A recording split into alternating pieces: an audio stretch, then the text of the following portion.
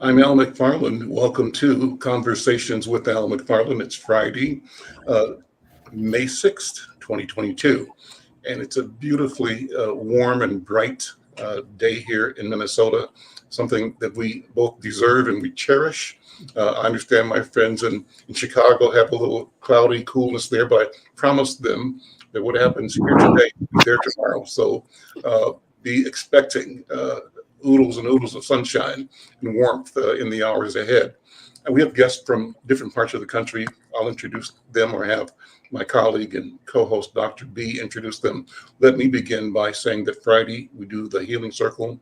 We bring together people that have both experience and training, who are teachers, leaders, elders, who are healers, to talk about the question of how we heal ourselves and how we heal community, and therefore how we heal in humanity. How do we heal in the context of the environment, the resources of the earth, the sharing, and the collaboration required to live effective, fulfilled, productive lives? Well, let me hand it over to my colleague, Dr. Bravada Garrett-Akinsanya. She's the head of the African American Child Wellness Institute. Her company is also called Brakins Consulting and Psychological Services. I love saying this, that I serve on the board as board chair of the African American Child Wellness Institute. And I also, in the spirit of disclosure, transparency, say that my company does business with Dr. B. She places advertising and does marketing through my newspaper and my social media platforms. And I go one level deeper because it's important to me as a Black man. I tell people that I'm also a customer, that's how I call it, but you could call it patient, of Brakins Consulting and Psychological Services. I enjoy and I need and I benefit from weekly therapy sessions with one of her excellent therapists.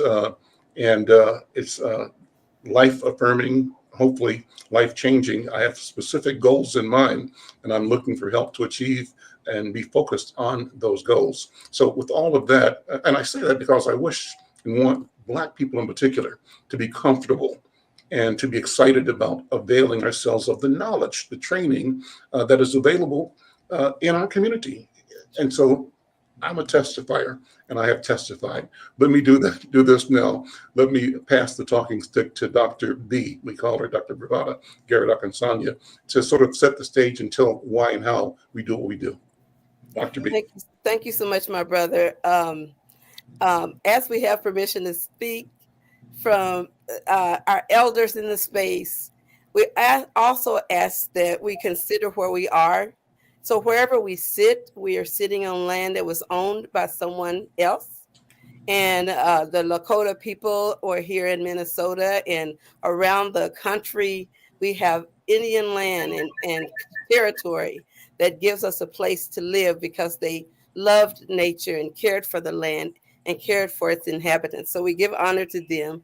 And we also use an African talking stick. So today, as we talk, you will see us passing the talking stick among each other as people need to give voice to their issues. And one of the main things is we think of our gathering in terms of a healing circle. And the reason African use circles is because when you're in a circle, there's no hierarchy. Everyone has equal access to the center, which is the space of power. So in this circle, everyone's voice is valued. Everyone matters in this space. No matter who you are, where you come from, you're a part of the village. That's the main spirit behind the circle. And of course, we always give verbal libations, and sometimes we pour water libations to our elders who are closest to our ancestors. And we honor our ancestors because they're closest to our creator. And through that process of honoring, we get truth to what we're doing and hope to what we want to happen. So with that in mind, I think I'd like to begin by passing the talking stick to my good friend and sister, Dr. Diana Prescott. And I'm passing you the stick. I just want you to briefly introduce yourself the way you want to, and then we keep it rolling. Thank you, Dr. Bravada Garrett-Akinsanya. It is such a pleasure to be with you all, and I feel I don't know. I feel very blessed and humbled to be able to join you today from the beautiful state of Maine, but it is beautiful today, like it is in Minnesota. We're very happy to have nice weather. Bravada and we became acquainted through our work in the American Psychological Association, and we served together on the Council of Representatives. But I'm here because I serve women in rural places and children in rural places, and I think Dr. Akinsanya and I have that in common, that we both are dedicated to caring for the people whose voices are rarely heard. And I see my mission is to do so, and especially for those people from rural places where you see the confluence of deep poverty and health equity issues and marginalization and certainly misogyny and things that are not a part of healing. So that's why I'm here today, is to try to join with this conversation. And thank you for the time. And so, to whom would you like to pass the talking stick? oh, this is so exciting. I think Esther. I would love to hear what Esther has to say. Thank you so much for welcoming me. I do apologize in regards to the echo that's currently occurring, but as I've kind of possibly mentioned before, I'm a clinical psychology doctoral student at the California School of Professional Psychology at Alliance National University. And part of my work is constantly providing a voice to individuals who often don't have a systemic power to be able to advocate for their voices. This often looks like individuals who are part of the LGBT community. This often looks like I'm really honored to be a part of this work and directly providing therapeutic services to them, because as what's already been mentioned, not often are they often filled in this space, despite the fact that they definitely should be welcomed. So I'm really honored to be able to serve in that space, and also honored to be here with many of you. So thank you. And with that being said, I think I'll pass the stick to Dr. Williams.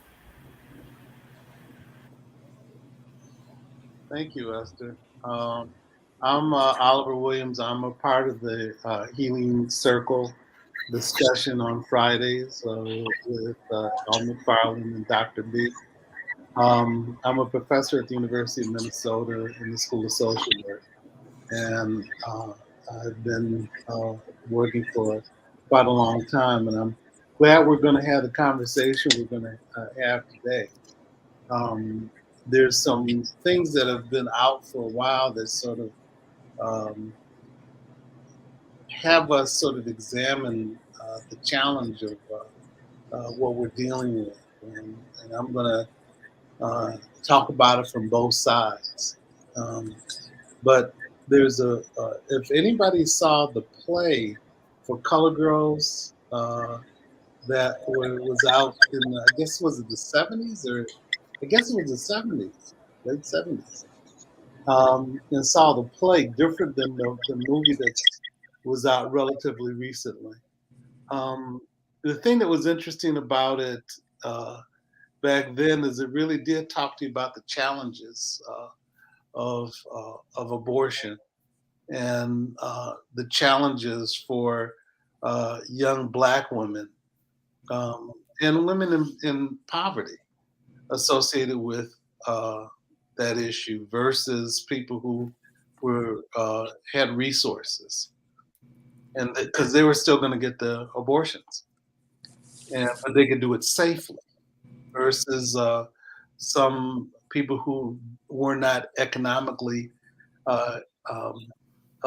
advantaged, who ended up choosing different ways to be able to deal with the problem that they perceived to be a problem, which was also different historically than the way that we dealt with it on one level. But on the other level, it's still people were, finding ways to have the abortion, and it's something that sticks with me. But it'll be interesting as we get into the conversation to be able to talk about it, because I think there's some challenges, and the way, in my opinion, the way that they're handling it now is just so unfair. I mean, handling this way of being able to force themselves on women's choices. So anyway, with that, I'll be quiet, and then we can talk with one another and see where it leads us today. To whom would you like to pass the talking stick now? I'd like to pass the talking stick to Brenda.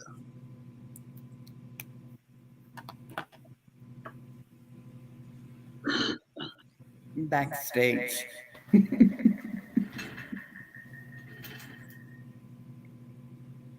Hello? You got an echo.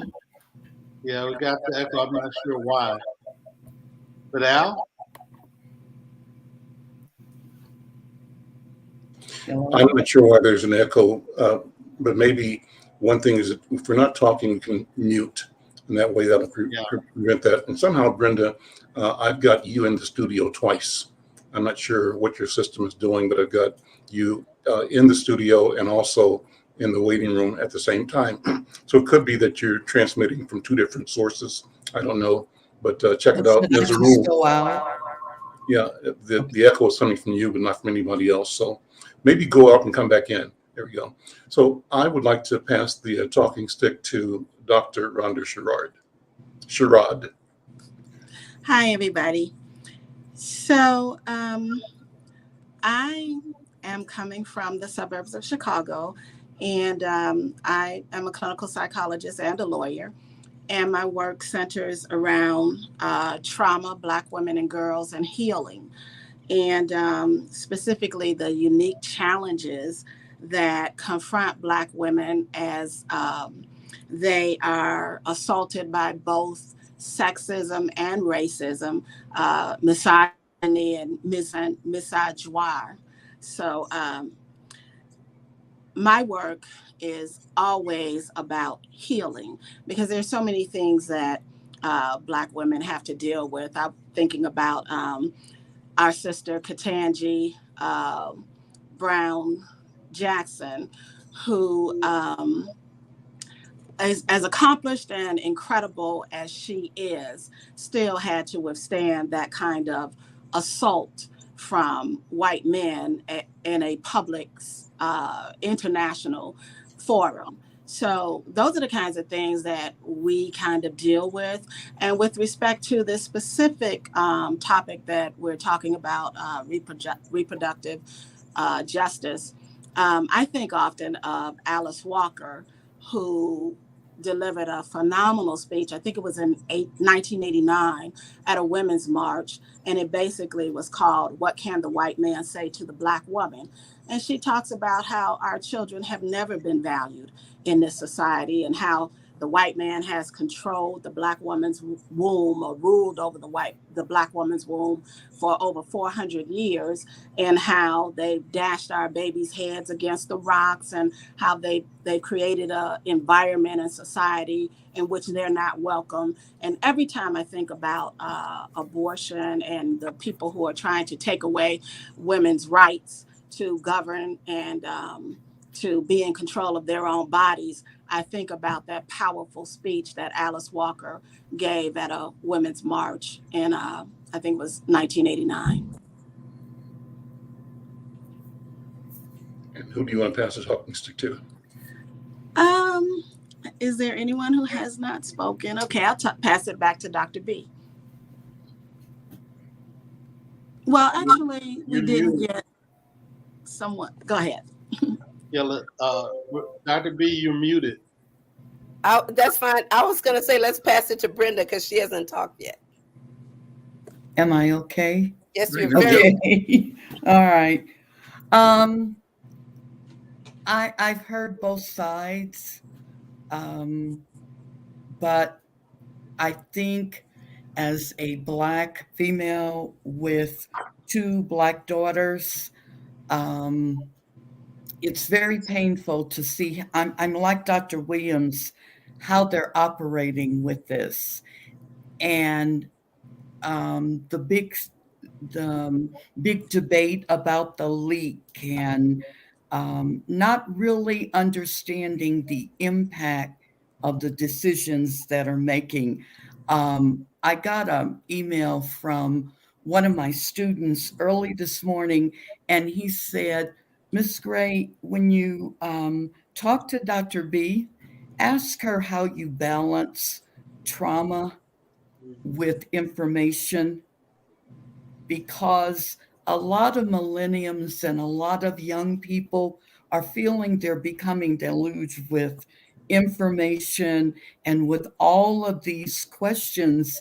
And now it's like the trauma that they're going through now with their rights being challenged.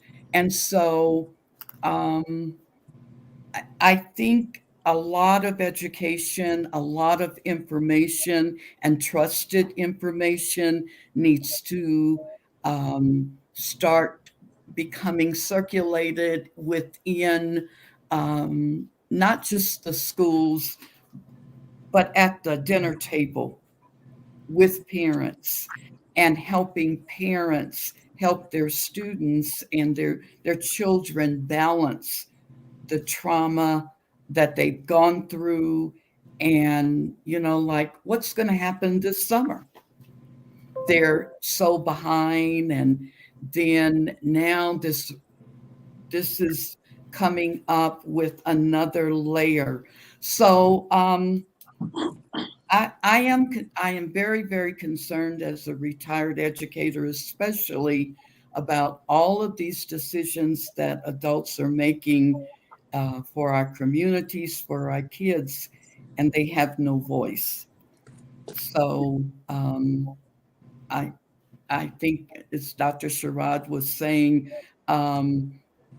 they're entitled to their voice, and we need to give it to them. So for now, that's what I have to say. Thank you. And I'm going to pass it back to Dr. B. Thank you so much. I see that as we begin to have this discussion, that one of the first things we need to talk about is the legacy of abuse.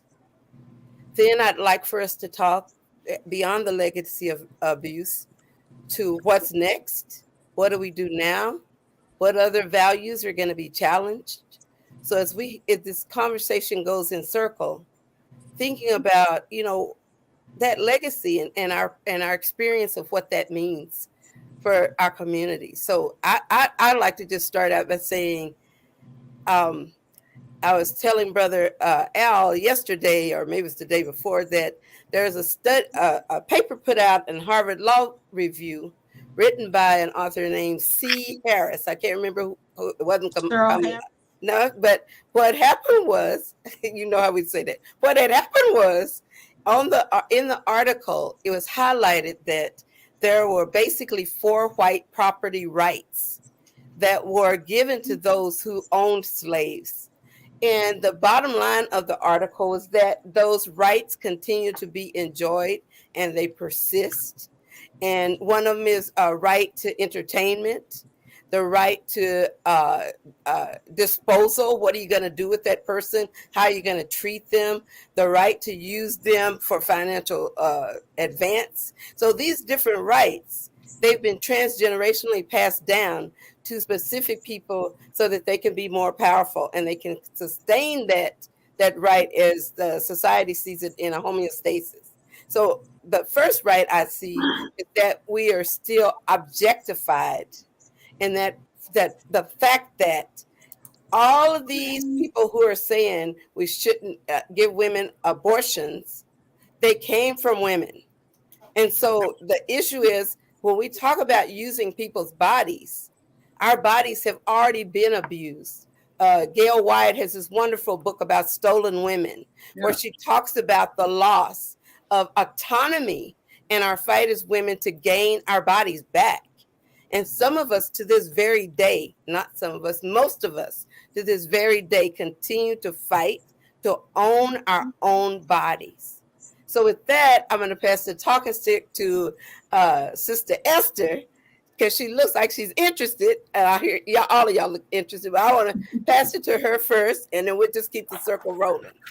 You got the May I interject, please, Dr. B? And oh, Esther, sure. with respect, I wonder if it would be useful for Esther and Dr. Rhonda to set the legal case out, review for those who aren't as plugged in what's at stake, what's come out of the recent news reports about the brief that was leaked from the U.S. Supreme Court to the public. That's why we're here talking about it today.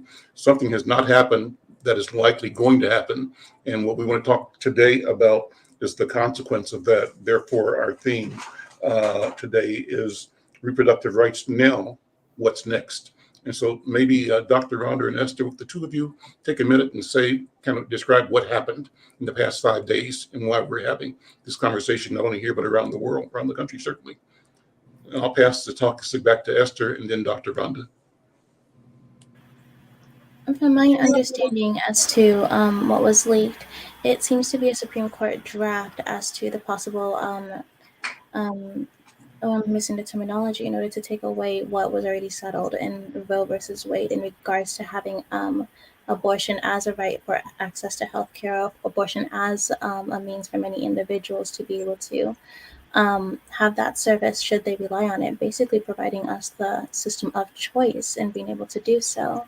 And from my understanding, and please anyone can correct me here, that draft seems to possibly be lined up to take place in June, and to officially be something that might be a federal decision where abortion will no longer be an access for many women across the nation. So this is no longer something that's just going to affect individuals state by state. This is going to be something that's going to be impacting them on a federal level. And part of what is really concerning about this is that it doesn't necessarily take away the choice for many individuals to have abortion. It's taking away the choice to have safe abortion. Just like many of us know, whether or not one has legal authority to have access to something doesn't mean that they're not going to be able to gain access to it. So what we're doing is basically taking away the right from many individuals, specifically many disadvantaged individuals economically, to have access to quality, safe abortions where their standard procedures being met, where their best sense of care, best sense of self is being adhered to, and now providing them a system where if they're possibly going to make something illegal, they're possibly having them say that if you want to have access to abortion, let's say someone is still providing these services illegally, I'm just going to quote that term, in a different state, like let's say Florida, there's a doctor, there's someone who's still providing safe services. You're now having multiple women across the nation debate whether or not they economically can afford to go to this individual in Florida, not only in terms of providing those flight fees, not only in terms of providing accommodations when they get there, but paying for these services that is no longer legal, or they can even get insurance coverage for possibly. So what I'm really hearing is the fact that I'm hearing a lot of our brothers and sisters who are economically disadvantaged are no longer being the ones possibly getting coverage from this. I'm hearing the fact that they might now have to deal with multiple gross negligent acts in order to still get what they previously had access to. And from someone who is currently 23 years of age, this is all I've ever known. All I've ever really known is that abortion has been a legal right for many individuals, for many women, for many trans male who still have their reproductive organs still in place and who still possibly get pregnant. So what is a reality that I grew up in is now being revoked for many individuals, and it's very destabilizing. So the fact that this is actually being considered and is subject to being actualized in June is very distressing, I know, for me at least. So for many of you who are serving populations who directly deal with this, it's pretty daunting. And I'd love to have everyone else contribute too in terms of the populations that are being impacted here, because from my stance, it's incredibly gross negligence, and it's dehumanizing, and it's putting a lot of our systems and a lot of individuals in danger by having this. But Dr. Sherrod, if you'd like to contribute more, please do so. Maybe Yeah, Dr. so Rhonda, could you? a very good analysis. And so we can just step back and say that this draft opinion is threatening to overturn Roe versus Wade, which was in a landmark decision that came down in 1973, I believe it was. And basically, Roe stood for the proposition that women have a privacy right to an abortion under the 14th Amendment, specifically under due process and substantive due process, I should say, where we have the right to life, liberty, and property. And certainly a woman has a right to govern her own body. So this draft opinion threatens all of that. And what they're arguing is that this should go back to the states, and state legislatures should decide whether or not abortion can be legal in the state. So it's a states' rights kind of thing. And just to pick up, well, we know what will probably happen all across the South. When you think about all the voting restrictions that have been put in place, all the laws that they're putting on the books in the South in particular, to make it difficult for Black and brown people to vote, you're basically talking about a system where there are going to be a few, essentially, upper class white men who will be really making decisions about women's lives. And just to pick up on something that she said also, it's important to acknowledge that you're not going to stop women from having abortions. Right here in Chicago, before Roe came into existence, you had a group called the Jane Collection, which was a number of white women in Hyde Park. And if you know anything about Chicago, Hyde Park is upper class neighborhood where the University of Chicago sits. And so you had women from Hyde Park, students and stay-at-home moms, who basically formed a collective and helped women get abortions. So that's even though they understood that they were quote unquote breaking the law, they called themselves the Jane Collective, and you would call and say, you were pregnant. There was like a sign that said pregnant, ?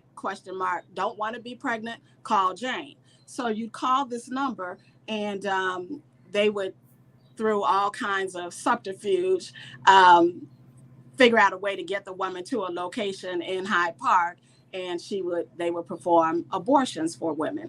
So, and another thing I think I want to say is that we have to understand that in the first maybe 90 or so years of this republic, abortion was pretty common. It was not nationally regulated, and women were having abortions until what they call fetal quickening, which meant that you could feel the movement of the fetus.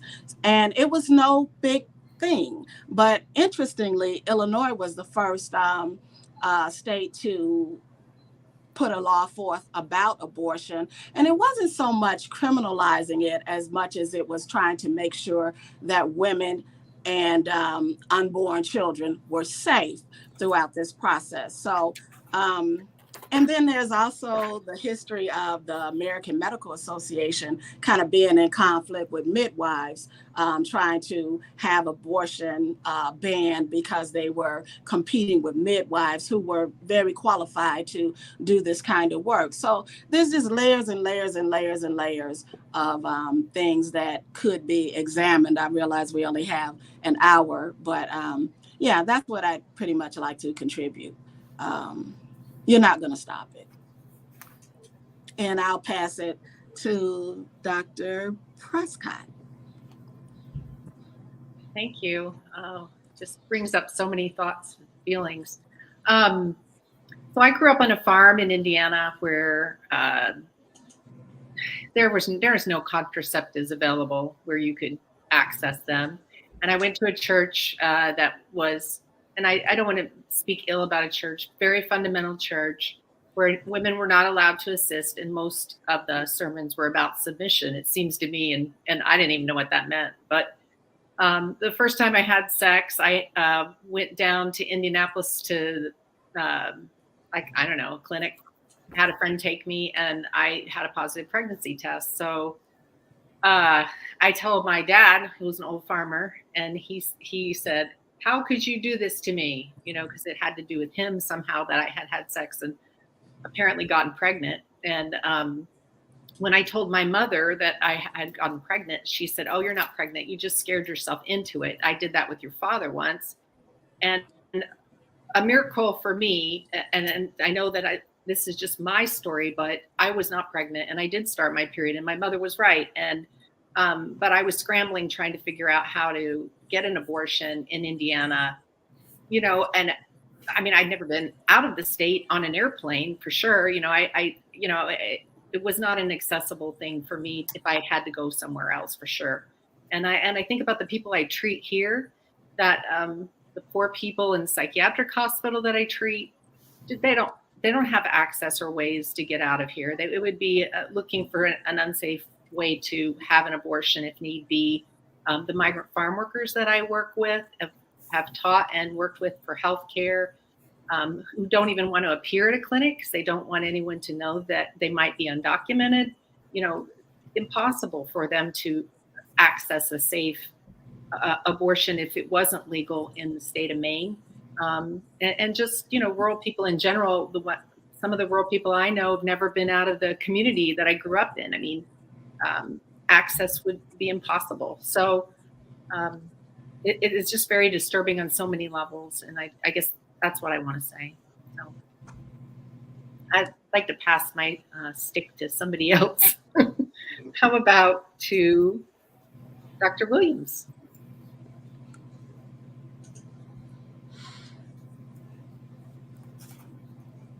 Unmute Dr. Williams. Thanks. Thanks, Dr. Prescott. I was thinking about the play for colored girls who considered suicide when the rainbow was enough. That was a very powerful play, and I remember when I saw it, I was a much younger man and hadn't considered all those different challenges that women, and particularly poor women of color, faced if they were dealing with the challenge of abortion and the issue about safety. And the one reality that I was aware of, particularly when I was in college, is the fact that it didn't stop women of means and their families, who oftentimes were from different political stripes, but oftentimes they were Republican too, to get their daughters abortion.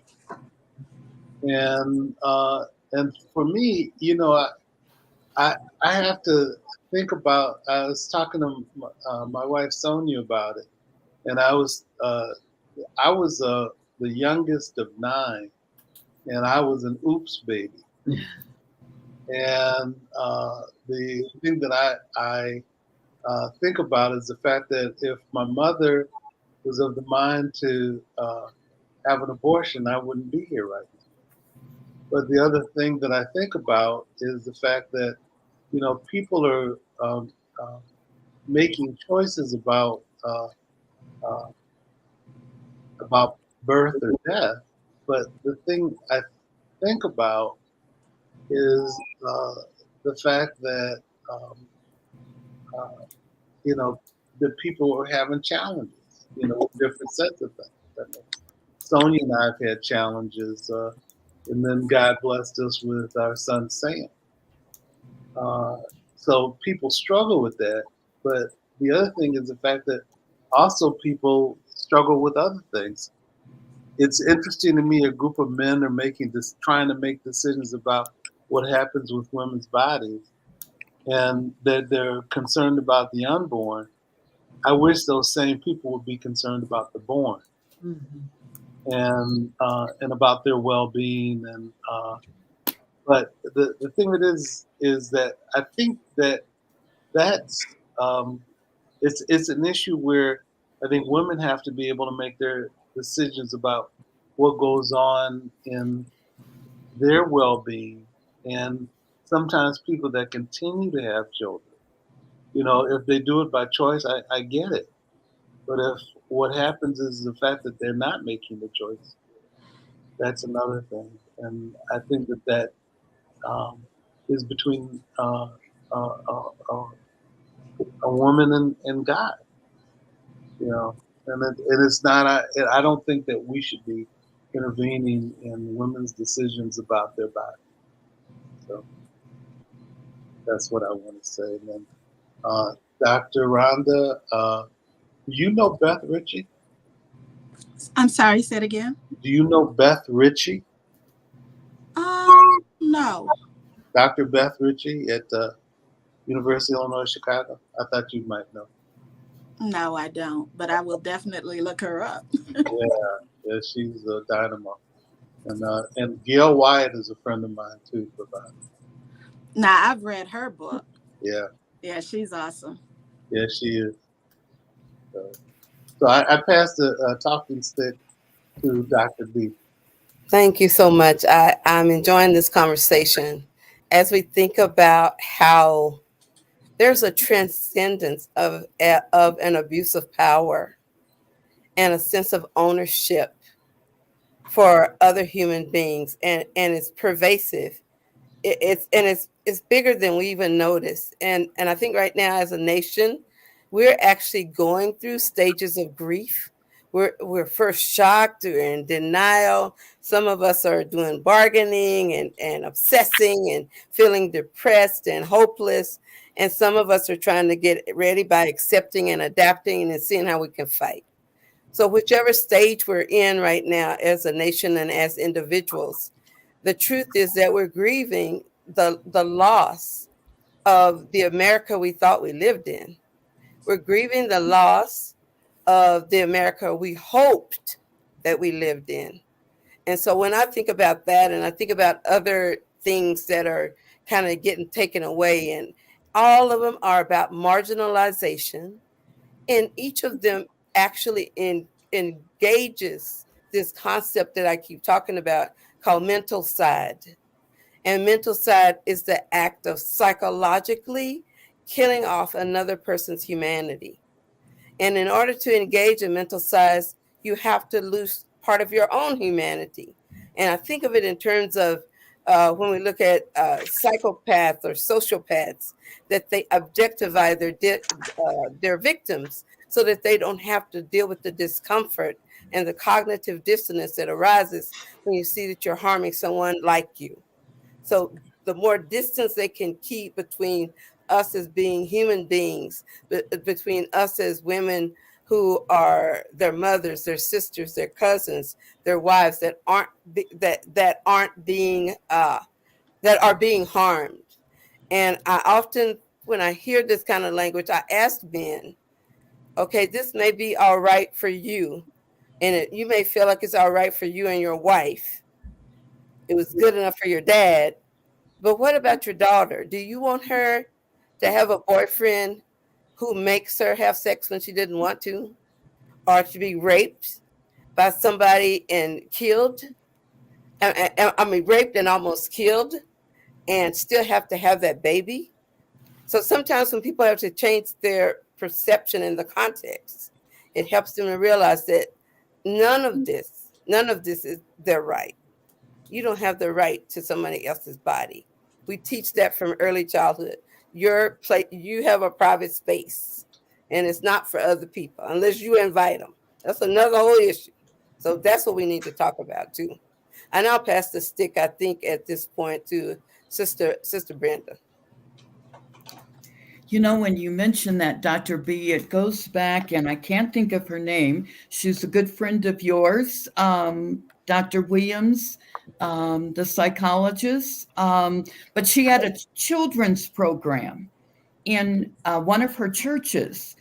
And these kids were 5 and 6 years old, and they were teaching about what the children had control of as far as their bodies and what was protected by adults. And it just all made sense because it was allowed. I guess it was a private school, but it was really great because children need to know that they have some type of security and that they have certain rights, and there are certain things that even people within their household or their just place surroundings in effect is the fact that there's certain things that you can't do to my body. I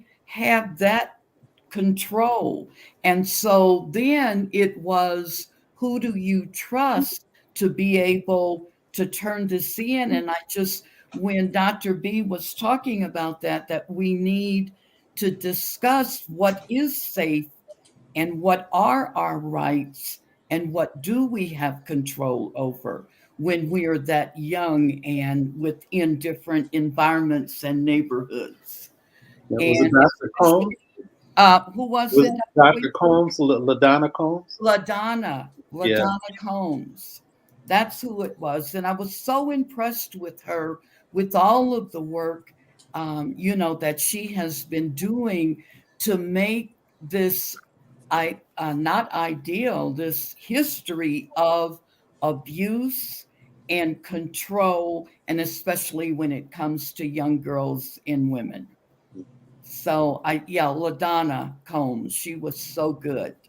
And thank you so much, Dr. Williams, for introducing her to us. Oh, yeah. Yeah, she works with Prevention Sisters, but also in Detroit, but also with Greater Grace Church in Detroit too, Bishop Ellis's church. Which is really good. Yeah. Well, I'm going to pass it back to Al. Thank you. Let me throw some stuff in the game, as they say. I'll take my privilege as a journalist, and I'm smiling at Esther. I'm gonna put this on you, Esther, because I want to appreciate the fact that you're 23 years old and that you have already presented, in my point of view, a certain ferocity of spirit and a certain clarity of mind and a certain intensity and intentionality that lets me know that the world that we are creating is one that we can and must create, and that you have an unswerving commitment to being an author of that world. So with that, what's the connection between this action at the Supreme Court, the potential dismantling of Roe v. Wade, and January 6th of last year, the invasion of the White House? What's the connection between those two things? And 2 years ago, in a few days, the murder of George Floyd, a few blocks from where I'm sitting right now in Minneapolis. He was killed, we all know, the world knows, at the knee of a former police officer, Derek Chauvin, who, with his accomplices in apprehending George Floyd, killed him, murdered him.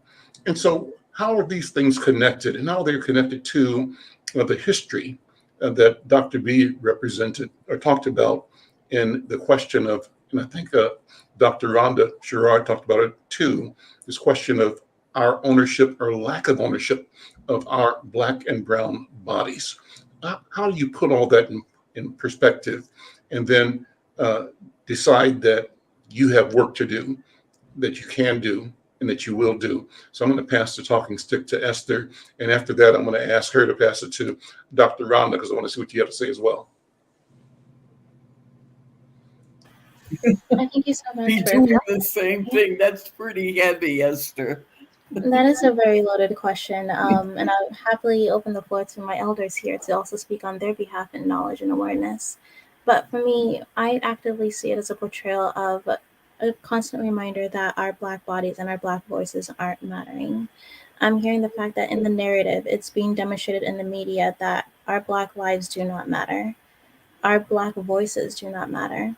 That whether or not we're existing, just constantly going day to day, whether or not we're just oftenly experiencing the world, just navigating the experiences as a Black person in this space here in America, that we do not matter, and that our rights are actively being stripped from us slowly and surely.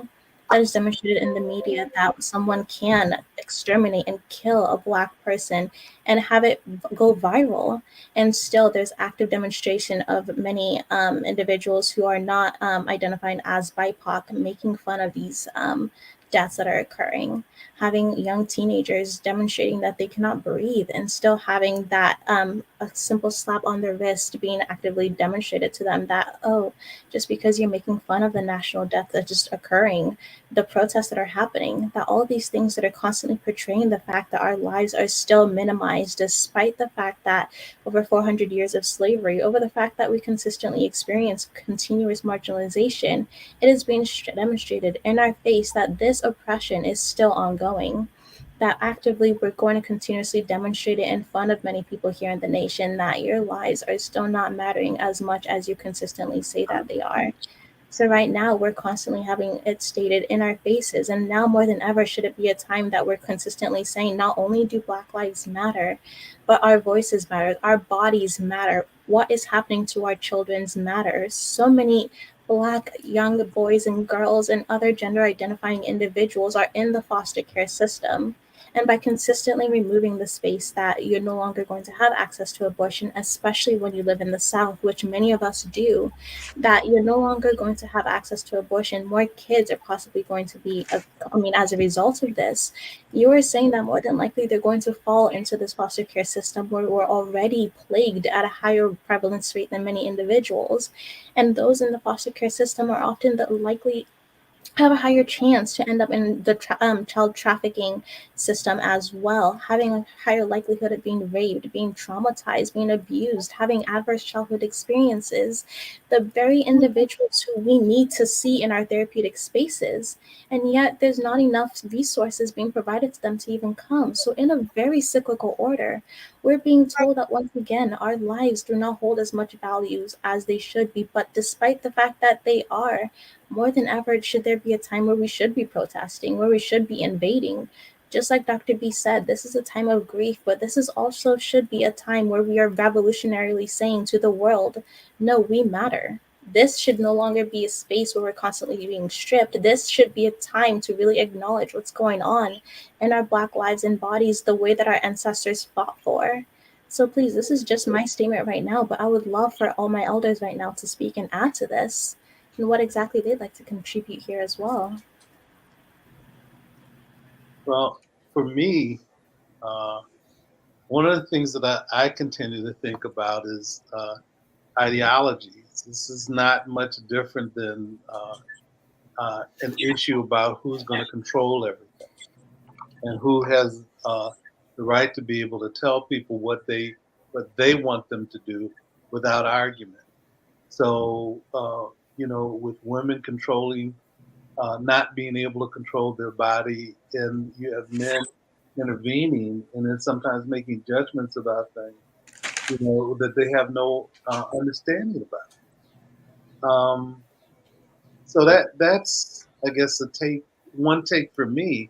But I also see it with regard to, what happened to George Floyd and the fact that has been going on and still going on for years and years and years. I think Keith Ellison has influenced how people responded with regard to Chauvin's murder, George Floyd. But the shooting and the harming of Black life continues to happen, and not everybody's embraced it. And it's interesting to me that people equate the harm to Black men, and if you challenge it, that you're challenging law enforcement. And law enforcement is identified as good, gets a halo effect without looking at the crime that's being done and how they did the harm, and that you're not making judgments about people making bad decisions. So it's along the same lines to me with regard to women and the choices of what they do with their body. So that's my thought. And I pass the talking stick to Dr. Sherrod. Yeah, so I unfortunately hate to say that I've seen this dystopia coming for a long time. So when I went to law school, I went to law school because I was inspired by Thurgood Marshall and Constance Baker Motley and Fred Hampton, who's from my hometown, famous Black Panther who wanted to be a lawyer, who did extraordinary work here in Chicago with young kids, breakfast programs, and they had medical programs for people who did not have medical insurance and so on and so forth. And he's murdered, assassinated in the middle of the night, as night is turning into day, with a no-knock warrant. So this is the kind of thing that sends me to law school. But when I get there, I recognize immediately that there's no emphasis on human rights. It was an emphasis on capitalism, corporate mergers, antitrust, securities regulation. And sitting in constitutional law class was just an eye-opening experience, because I sat there with people who were very privileged and who could care less about people's rights and the humanity of the next individual. It was all about how much money and power can I grab? How can I use this law degree to get to the top of the hill? And I really don't care who I have to slap down in order to get there. So here we are.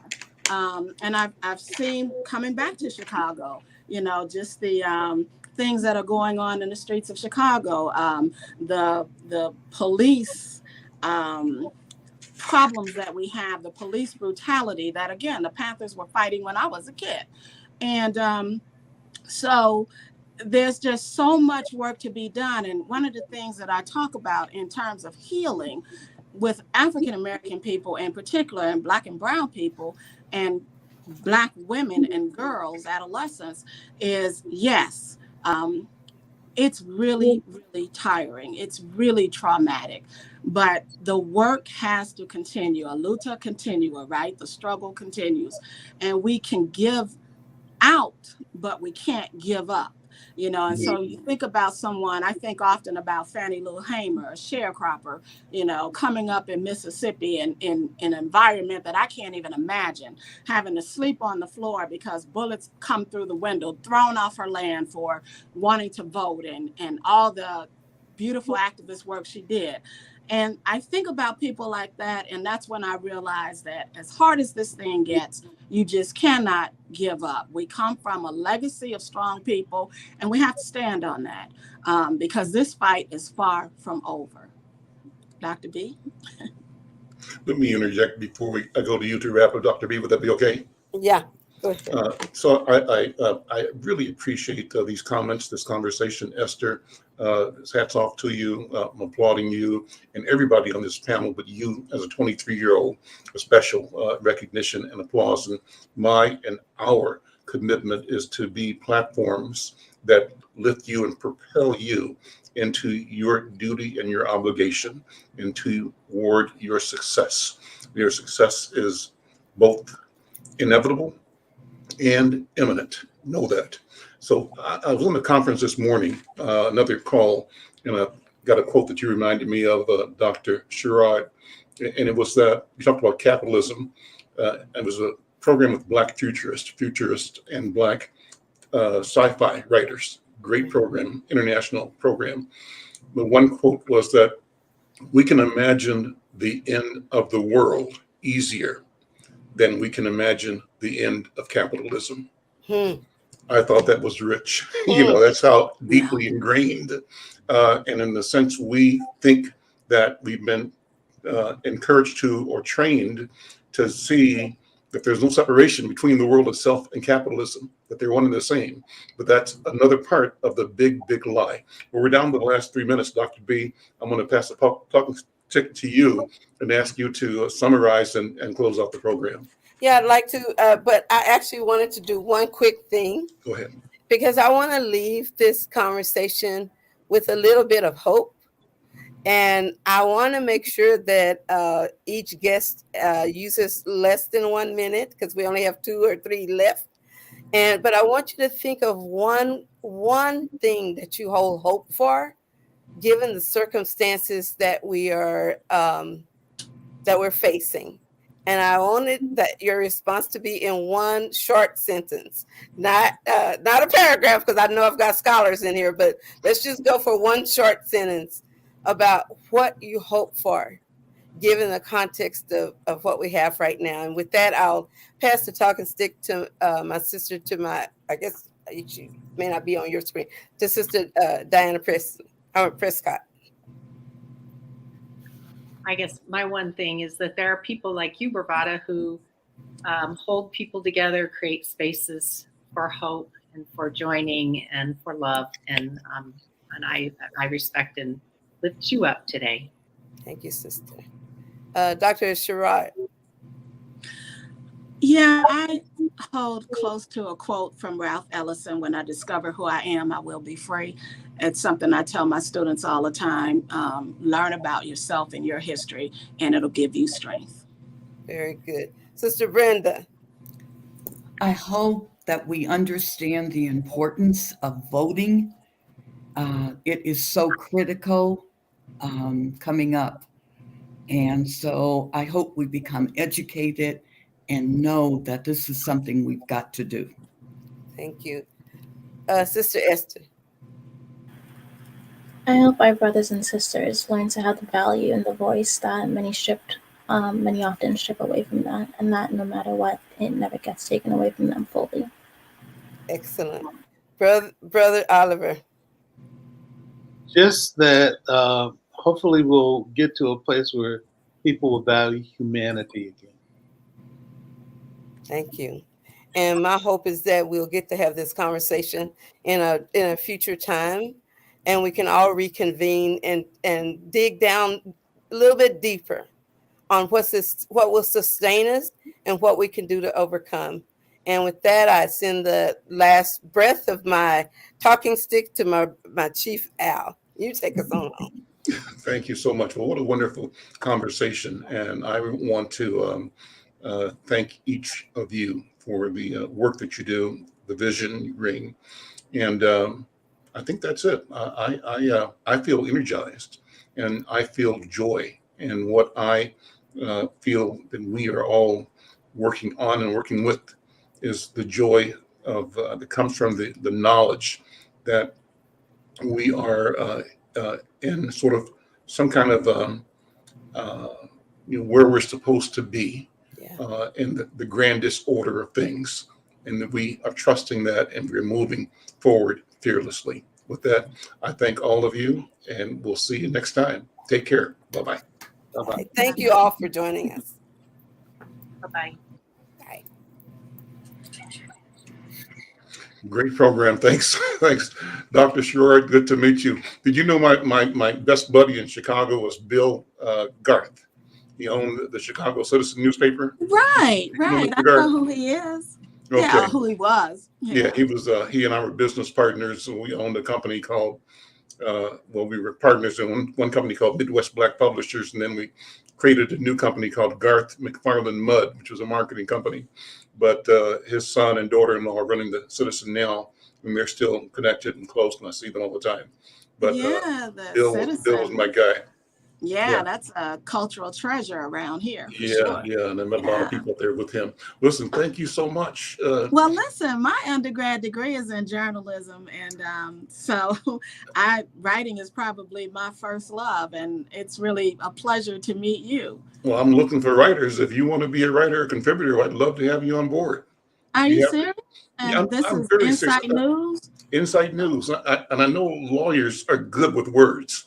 Yeah. And it's second nature. It's like breathing to you, right? Uh-huh. And if you have the time to write, I would love to have you on board as a writer, reporter, columnist, specialist, anything you want to do. You can use my platforms to say what needs to be said. And I love the way you referenced the freedom fighters, and you spoke, I believe, fearlessly about the travesty of white supremacist thought.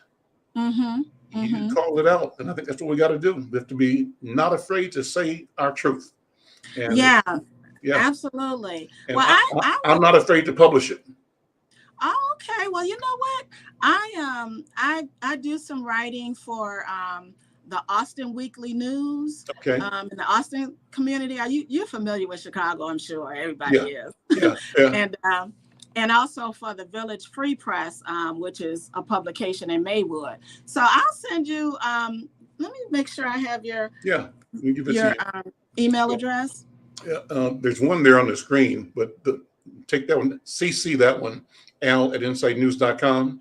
Okay. But the preferred one, Okay. the preferred one is McFarlane Media. Okay. McFarlane, is that info at McFarlane Media? McFarlane Media @gmail.com. Oh, okay. Yeah. McFarlane Media @gmail.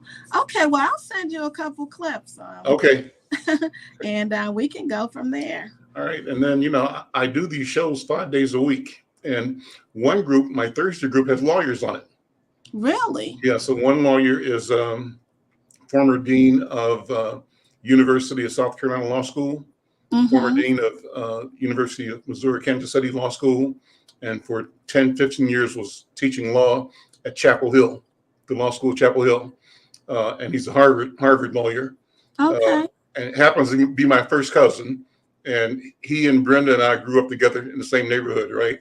Another lawyer on that group, again from Kansas City, retired Coca-Cola legal person is Kamal King, who lives in Atlanta. So he's usually on Wednesdays. And then from time to time, another former Harvard lawyer named Clinton Collins. And Collins is here, works for Geico, but he's especially on when we talk about the criminal proceedings of Derek Chauvin and the trial. He and I and that group did analysis on a regular basis on what was happening with the Derek Chauvin trial and reviewing all those issues. So we jumped into it. It was good stuff. But if you would love the group. It sounds like it. Absolutely. Yeah, I'd love to come on. Okay. Yeah, because I mean, law and healing, those are my concerns in our community. So, yeah, absolutely. It was something I wanted to ask you. So, did you know Roland Martin when he was here? I don't know Roland personally. I know who Roland is. I don't know him. We're not friends, but I admire him and his work. Okay. Yeah, because he was he took over the Defender as the publisher for a little while, but the Defender was incredible at the beginning. So it was a different kind of animal. My wife and I came and met with John Senstack and his chief group when I was creating this company called Midwest Black Publishers. And what I had done, I'm in Minneapolis. I was trying to get a contract with Target, which it was before Target was really created. It was Dayton Hudson Corporation that included Marshall Fields in your market, Hudson's. My dad worked for, my father came here during the Great Migration and worked for the Chicago Defender. Then he worked for Marshall Field at the Chicago Sun-Times. The Sun-Times, yeah. Okay. Well, I went up, I convinced a guy here at the headquarters that I could get all these black newspapers in the Midwest on one deal that I would manage through our company. And one of the people who had to be in the deal was the Defender, Chicago, because they were big, right? Plus also Detroit with the Michigan Chronicle that they owned as well. And Bobby and I went to meet with him and his group. And I was a young whippersnapper at the time with a big idea about how we can make more money together by collaboration. Then we can each so back then he was getting maybe 4 ads a year from Marshall Fields or 5, holidays, Christmas, etc., Black History Month, Bud Billiken Day, all this stuff, right? And I said, why don't we get something where you can get an ad every week or every other week, 26 times a year? Your volume goes from X dollars to 10 times that in terms of revenue, but you join my deal. And so we presented to him, and they liked it and they bought it, and that was my experience with him. Wow. I tell people that we talked, I presented, my wife and I presented, and he said, well, let's go to lunch first and we'll come back and talk. And so my wife, she surprised me and everybody else, saying, no, let's get the deal done first, then we'll go have some lunch. And that business first. He was taken aback, but that's what we did, and it was a good thing. So I have a good Chicago story. My daughter's husband is from Chicago. His name is Reginald McKeever Jr. And his mother is or was a school teacher. Father died, but his sister Kelly McKeever is a psychologist or social worker, and she has her own practice somewhere in Chicago. But you got a big city, big market, so probably a lot of people there. Yeah, wow. One day we're gonna have to get together and just talk, because I was well, a couple things. So my father, when he recognized as a little girl that I loved to write, I was always writing these little short stories and putting them together. And he introduced me to Ida B. Wells, and that she has been my heroine since then. I mean, didn't introduce her personally, but the work to me. And wow, when I read about her, that was it, the crusader for justice. So when you say I try to, make sure that my articles have a lot of truth and power in them, that's my heroine. And I think if she could do what she did back then, then I don't have any excuse to be afraid. That's then the next thing I was going to say, coming from Kansas City, you must know a lot about jazz. Yeah, I do. I'm a jazz person. I'm all into it. Yeah. Well, we have that in common too. I love jazz. Who are your favorites? Coltrane, Miles, and I like, Duke Ellington and a little Thelonious Monk. He's a little hard for me, as my father would say. He's too deep for you. Well, you've named my favorites in the same order: Coltrane, Miles. I love Monk. I love Sun Ra. You know Sun Ra? Yeah, absolutely. Yeah, he kind of influenced Earth, Wind, and Fire a little bit, I think. He influenced everybody in one way or the other, but when he used to come here, I would hang out with him in the orchestra. So, so I named my daughter Batala Ra in honor of Sun Ra in particular. So that's part of her name. So, do you ever come to the Center for Inner City Studies here in Chicago? I have not. Okay. Okay. Is that that's not where Haki is it? Haki? Oh, Haki was at Chicago State. I actually took a class under him.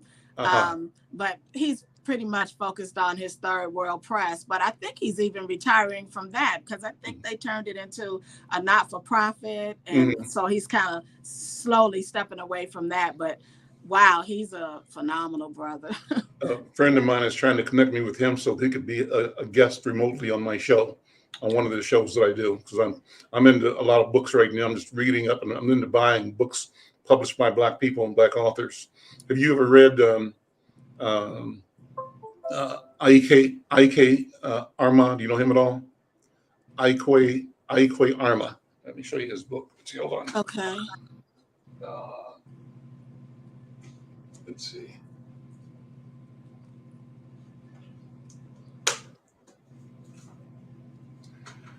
I got a bunch of his books that I'm reading now, but the one that this is just one of them. Here's the author.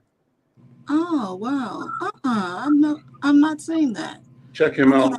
Yeah, and the main thing to check out is this. Go to check out the publishing company. It's called Per Ankh, P-E-R Ankh, A-N-K-H Publishing. Okay. And he and a group of writers have formed a collaborative. They're publishing their own work in Senegal. And they have a system and a process that's cooperative economics. And I love what they're doing. I've got all of his books, and I'm reading them all. I've got about 4 so far, and I'm reading them all. Are you familiar with that you would like him? The one that you would love, I recommend you, is called The Eloquence of Scribes. Oh, so check that out. The eloquence of, I think it's The Scribes or of Scribes. Okay. Yeah, let's see. I'll tell you. And then, but check him out. And then one last thing. Are you familiar with this thing called narrative? Yeah, you know what? I listened to Karen Hunter and Dr. Greg Carr. I have not signed up with narrative, but I keep saying that I need to do that. You need to do it. I'm here to encourage you to do it. I think that what they're doing is just phenomenal. And I think they're creating and demonstrating a model for cooperative economics that we talk about all the time. Mm-hmm. And their objective is to not tear down, but to build our own. Right. We can do that Right. without putting our energy into trying to fight them all day, That- you know. Exactly. And so I love that. And through them, I've come acquainted with, right now they're reading the book on the Monday night in class with Carl. Well, it's called the after hours or class office hours. But now they're reading this book. Oh, Barracoon. Yeah, do you know it? Okay. Mm-hmm.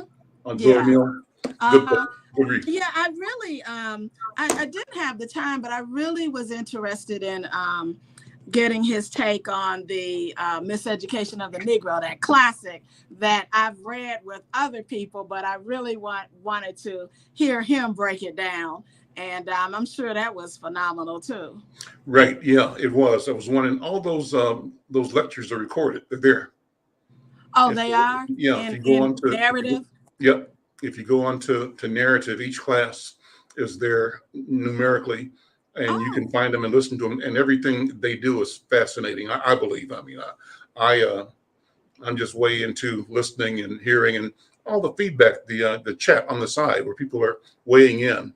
I think it's phenomenal, and I think it's a direction that we have to go in. I think what they're doing, we can also replicate at different levels, locally, regionally, nationally, internationally. They've got a model that works, and all these models can link up to each other. So I'm excited about what we're doing. Oh, well, I'll definitely. Well, listen, I look forward. Yeah, well, I'll definitely join. I had said, all the books they read so far, I had read, but then I thought to myself, oh, you're probably missing a rich discussion, even though you've read these. So, yeah, that I'm gonna absolutely join. But I'm so delighted to meet you. My goodness, I'm always interested in reading. Learning about people who have journalistic enterprises in areas where we're not so represented. I'm not really Minneapolis. Is that where you are? Yeah, Minneapolis. Yep. Yeah. Now that's a city that I'm really not that familiar with. I've traveled a lot all over this country, but I've never really spent any time in Minneapolis. And of course, I know Prince was from there. Sure. Everybody, yeah. Yeah, but I've done a little reading about it. There was a lynching up there, about 100 years ago or something. But I'd like to learn more about that city. Yeah, well, it's an interesting place, and we struggle, we fight. I live in the heart of the Black community. Where I'm sitting right now is 3 blocks from the epicenter of what happened to George Floyd? Well, no, this is North Minneapolis. George Floyd happened in South Minneapolis, but it's a neighborhood just like this one. I'm in the older neighborhood. South Side was a newer Black community. But where I am is where the riots were in 1967, 68. The Plymouth Avenue, the street that's at the end of my block here, and then east towards the river, Mississippi River, that went up in flames. And that's where the cops and the soldiers were during that insurrection. Then during the George Floyd insurrection, Lake Street, which is a few blocks from where 38th in Chicago was, a business corridor that runs east and west throughout all of South Minneapolis, was ablaze. The whole length of 5 miles of street pretty much on fire. And they burned the police station down. And what it turned out is one of the kids who worked for me was over when a group went into the Target store on Hiawatha, and they were doing live video from within the store, of people looting. And, these masked white kids, white men, were coming armed with the Molotov cocktails and axes to break doors and windows. They were setting off incendiary devices, breaking doors down, and then doors down, people went in. And the people that went in were kids, young people, pretty much, Right. And so they became the picture of rioters, the classic, but all of it engineered and set up. And there was a consistent pattern of the places that were first attacked, food places, banks, gas stations, and, so it was just interesting. Wow. Interesting time. Yeah, and I think that was a pattern repeated across this country. They were the real troublemakers, and the kids just went in and got, got stuff. Yeah, get stuff. That's right. That's right. That's right.